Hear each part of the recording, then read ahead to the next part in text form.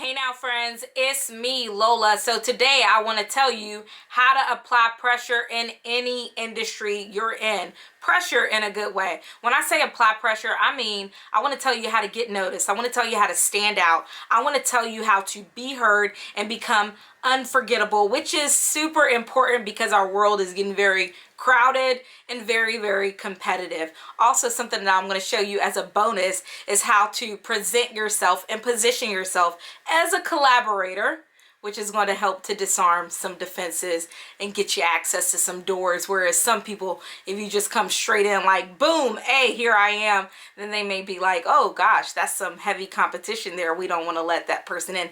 The gatekeepers may try to keep you out. But I'm going to tell you how to position yourself as a collaborator while applying pressure so that you can stand out, be heard, get noticed, and become unforgettable. Are you ready to do it? I am. Let's go ahead and start. One reason we get ignored is because people don't know us. We haven't put ourselves out there enough. And then the second reason that we may get ignored is people don't see our value. And you could be putting yourself out there, you could be showing up, but maybe you aren't presenting your skills in a way that makes them essential and critical. And then the last reason that people get ignored is you may just end up in places where people are intimidated by you, which is why I want to tell you how to position yourself as a collaborator and not necessarily as a competitor, so that people are more willing to welcome you. And even if you run into those situations where some people are intimidated, you will have others around you that can vouch for your agreeableness, your ability to work with others, and all of that. Okay, are you ready? Let's get started with the first thing. First things first, you need to identify your strengths and your USP. You need to know what you bring to the table. You need to know what you offer in industry. You need to know what you offer your job and the role that you're in. You need to know so that you can begin to position yourself in a way that spotlights what you got, so that it shows it off and people begin to see you as critical and essential. Your USP is your unique selling point. People and products have unique selling points. Traditionally, we look at USPs and we associate that with business, sales, products, services, that type of stuff. But you have a USP as a person. It's the unique skill, niche skill, gift that you bring. It's your special sauce. It's what only you can do. The benefit that your product brings that elevates you above those around you or peers within your industry. So as a working professional or for your personal development, what I would tell you to do to discover your strengths and your USP is to take a discovery assessment or tool like the Clifton Strength Finders assessment. It's a cool one.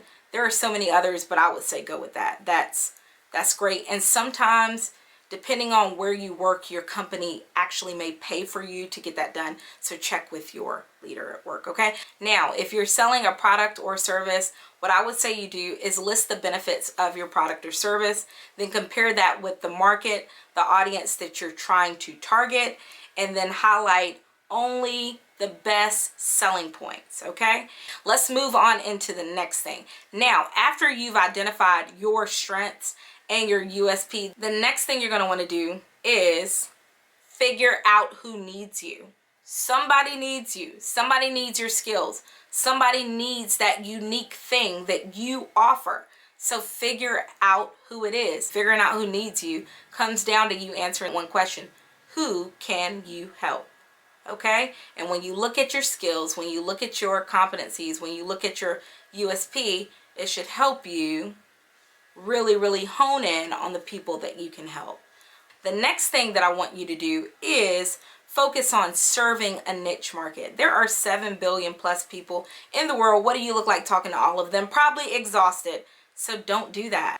You need to look at your strengths, look at your skills, look at your USP, look at your competencies, and decide, okay, this is who I can help, but specifically, what market can I serve? And begin to work on targeting that market, okay? When you do that, it's going to help you speak to a group of people that will help create a community for you. And you're going to need that community to help platform you and platform your message, your offer, or whatever it is that you have. You will do this in the work world too. Look at different clubs or organizations within your company and say, how can my skills help serve them? And then begin to serve them. Those people will help you create a little community of people that will vouch for you, open doors for you, and grant you access. Which kind of brings us to our next point. You need access. And something that will help to give you access is when you intentionally network. You have to network with people that are not like you. That's what I mean when I say intentionally network. You can't just talk to people that you know. You can't just talk to people that are like you, because the people that are like you are going to have similar connections, similar access, similar information. And you need to be networking with some people that have access to greater contacts, different social scenes and situations. You need access to more than what presently exists. So you've got to get out of your sphere of comfort and your sphere of influence and network with people that are not like you. That's going to help to open up your worldview and your access, okay? And then what I want you to do is showcase your skills. Now that you know what you're great at, now that you know who you can help, now that you have an idea of who your niche market is, and you know how to talk to them and how to reach out to them and find them, now that you know you need to intentionally network, I want you to do everything in a way that showcases and highlights your skills. I even want you to craft a pitch that speaks to those people that you know that you can help. I want you to get prepared, because you never know who you'll meet on the elevator, walking down the street, at dinner, out, maybe at a networking event. You do not know who you're going to meet and who you're going to come in contact with. You don't know who you'll meet while volunteering. You don't know. And you need to have a message ready for them, because that person could be the one that helps give you access. So I want you to get prepared to showcase your skills. I want you to craft a pitch. I want you to start talking to yourself in the mirror as if you're talking to that person that's going to grant you access to that place that you're trying to get to in life. I want you to do that so that you can get ready. I want you to rehearse it. I want you to rehearse what you're great at. Something that I like to say is, when we rehearse things, revelation comes. More knowledge comes, more insight comes when we rehearse things and when we say them. So I want you to do that, okay? And then the very last thing that I want you to do, this is super easy. I want you to be easy to get along with. Agreeableness is one of the top 5 personality traits. And people who rank high on agreeableness do what? They get along easily with others. And they typically do better when it comes to relationship building. And relationship building is something that's going to help you to apply pressure in your industry. You're not going to be able to move and maneuver alone. Okay? You may be able to do it for a little bit, but it doesn't work like that. You need other people. So you've got to be easy to get along with. This is also something that's going to help you make friends with people that may be intimidated by you. Yes, it will, because they'll see that, oh my gosh, this person is a collaborator. This person is compliant. This person is understanding. They'll see these things and they'll be like, I can work with this person. Or if the person that's intimidated by you doesn't see that, the people around will see it. And they'll be like, nope, I like this positive person. This person is great. I want to pull them onto this project. I want to pull this person onto my team. I want to give this person access to the next step in their professional development. Does that sound okay for you? I think you can do it. So listen, I've just given you a few tips to tell you how to apply pressure in any industry. I put this content on a podcast. In the podcast, I'm way more detailed than what I am now. Now I'm just talking to you and speaking from my heart.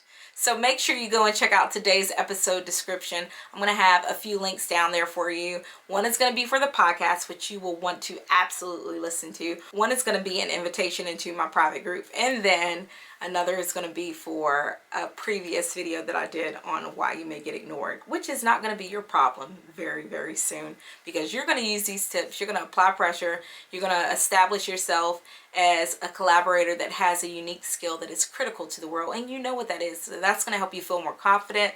That's going to help you walk in who you are. And it's going to help you to position yourself around people who will honor what you have. You get what I'm saying? Okay. I'm Lola. I'm with The Smoking Prophet. The Smoking Prophet is a life advice brand designed to resource you spiritually, creatively, and socially. Our goal is to give you what it takes others years to get. We do that through a blog, smokingprophet.com, and also through a podcast, The Smoking Prophet Podcast. Be sure to go and check out our podcast. We have 100 plus episodes available wherever you listen to podcasts. So please find us, follow us, subscribe to us, and do me one more favor. Share us with somebody else. Until next time, I hope you have the most amazing life. Thanks for listening. Bye! Spiritually, creatively, socially. Spiritually, creatively, socially. Do life, do it better, do it better. Do life, do it better, do it better. The Smoking Prophet will inspire and equip you. The Smoking Prophet takes your skills and gifts and mold you. Do life,